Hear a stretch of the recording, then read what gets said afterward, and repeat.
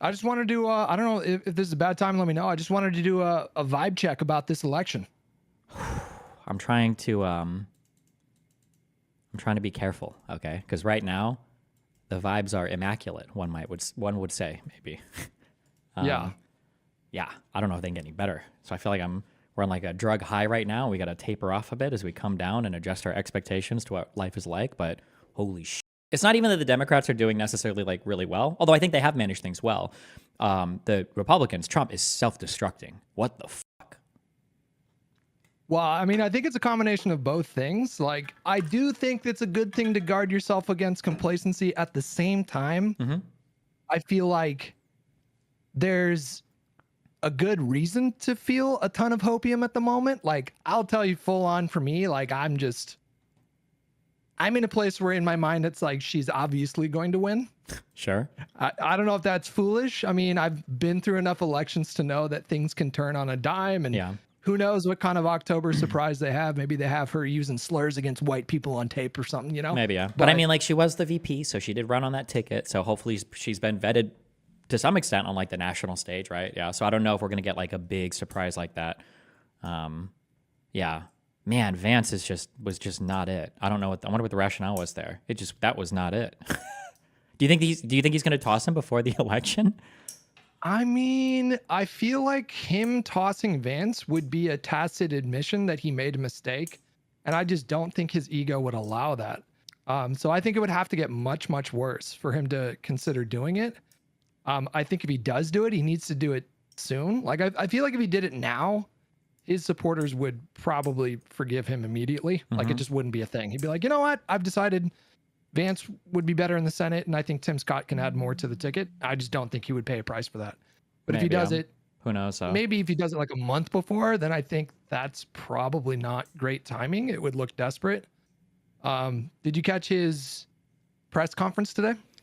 I tried, bro. I'm sorry. I think I watched like 20 minutes of it. I can't listen to him speak anymore. It's honestly, it's like so boring and horrible. I hate it. I actually hate myself, and it's dreadful. But yeah, I think I listened to around 20 minutes of it. They asked about the crowd size or whatever, and he's like, I had 107,000. I'm glad you guys brought it up so I can talk about it. I'm like, bro, my God.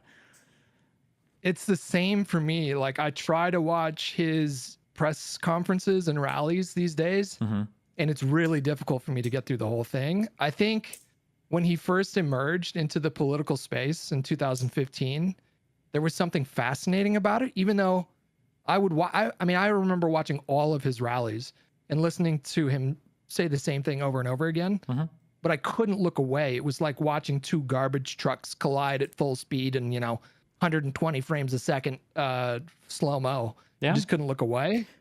And I think now after 8 years of this, it's so difficult for me I just find it so boring. Like exactly what it's so boring. And I think that's why she's resonating so much right now. Because I think people felt this sense of apathy and the sense of sort of feeling dispirited because they just, all the polls suggested that nobody was really excited about either candidate, or there wasn't a lot of excitement, I should say. And now she's come in, and I think she is formidable in front of a microphone. Like I think people forgot. Yeah, so is Walz. How good she is. She kind of petered out before Iowa in the 2020 race. And so people really didn't get an opportunity to see her, but she's always been really skilled on the mic. Yeah. Yeah, and so is Walz as well, yeah. The Trump campaign is just self-destructing. The weird sexist, racist the weird, like, just complaining and crying about it. He comes off as a loser, and somehow, I don't know how it happened, but somehow the Democrats got, like, positivity back in their messaging again, which is nice. It feels good. I like listening to somebody speaking positively about the country, positively about the future, like, saying good things about America. Like, that feels good again, rather than Trump, who, like, hates every single thing about this country and every single thing about this country's history. The overwhelming negativity and everything is just so, I can't. Right. Have you noticed that I feel like he has not fully processed that the race has changed? Have you noticed that? Kind of. I don't think it's so much that they haven't fully processed it. I think there's just like, it's a panic, like they're falling down a hill, like trying to, like catch a ledge or something. Because the campaign was built around so much negativity around Biden that as soon as he was pulled out, it was like, oh, we were literally running off of this man's senility, and now we have absolutely fucking nothing. And it's like the scramble for a good attack because like they don't have a policy platform, right? Nobody's excited to vote for Trump because of some fucking boring bill in Congress or whatever the like. They want the same talking points, they want the energy and the excitement, and they want to Biden for being old and like a loser and blah blah blah. And then it's like, yeah, then you get Kamala up here, and now Trump is like, well, I don't know if I want to debate this person, and you know, this isn't fair. I don't like that they're running this. That's the anti-democratic. It's like, bro, yeah. Well, when I listened to him speak recently, I feel like he mentally is still in a place where he's campaigning against Biden.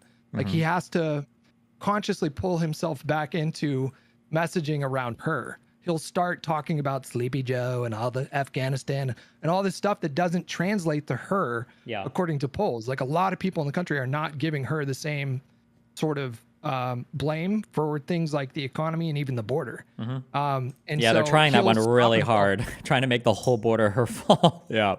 Right. Yeah. But he'll stop himself sort of as he's mid-sentence, and then remember, you can just see the wheels turning like, oh yeah, she's the fucking nut. And so then he'll start talking about her.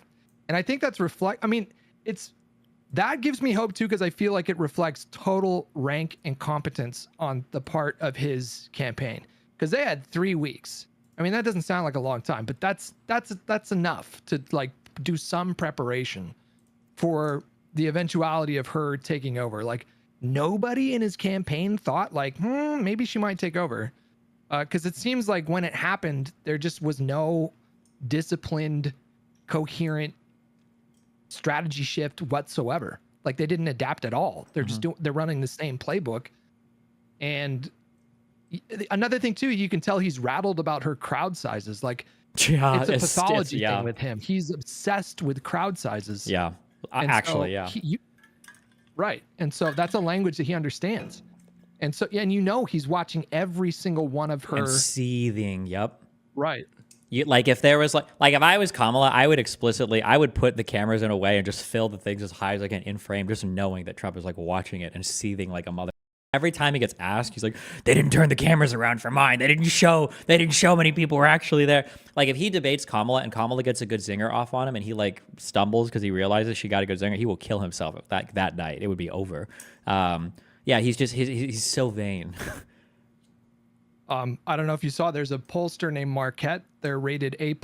Their average error in the 2022 cycle was like 2.5 points, which is definitely not bad for a pollster. The 10-point and they lead had one, her up 8 points. Oh yeah. in a full field this morning, which is just, I mean, obviously that's an outlier, but yeah, they're not a terrible pollster. So could be that the vibes are changing in a really profound way. So I feel just unbridled optimism right now. Yeah, I would say so, yeah. Unless, they need a massive redirect. I'm still of the opinion that I don't think Trump was ever a great politician or a great strategist. I just think he's like super charismatic, and as long as that works, he can like push the gas on that a lot. But I don't think he has the capability of like changing up. I think he had enough opportunities when he was president to change up, and he didn't. Yeah, like he's had enough opportunities to show that he can be like a chameleon or be a little bit more variable in terms of how he operates in any political environment, and he can't.